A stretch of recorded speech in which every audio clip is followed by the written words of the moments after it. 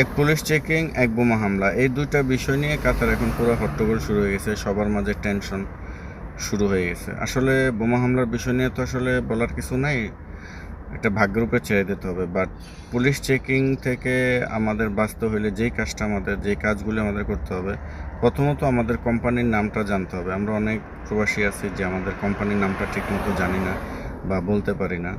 2, আমাদের ভিসার প্রফেশনটা কী সেটা জানতে হবে। 3, আমি যদি বাইরে কাজ করি তাহলে ওই কোম্পানির সাথে বা ওই লোকের সাথে আমার একটা এগ্রিমেন্ট করে কাজ করতে হবে। যদি এগ্রিমেন্ট না করি এই দেশে এটা অপরাধ, তখন পুলিশ আমাকে ধরে নিয়ে যাবে, দেশে পাঠিয়ে দেবে। তো এটা তো আমার অপরাধ, আমার অপরাধের কারণেই আমাকে পাঠিয়ে দেবে। তো আমাদের কি করতে হবে, এই বিষয়গুলি মাথায় রাখতে হবে। কোম্পানির নাম জানতে হবে, ভিসার প্রফেশন কি আমার জানতে হবে, কোম্পানির উপরস্থ কোনো কর্মকর্তার নাম্বার আমার থাকতে হবে। 3, কোথাও যদি আমি বাইরে কাজ করি তাহলে আমার এগ্রিমেন্ট করে কাজ করতে হবে। এতে আমি নিজে সেফ থাকবো, আমার দেশের সুনাম অক্ষুণ্ণ থাকবে। আসসালামু আলাইকুম।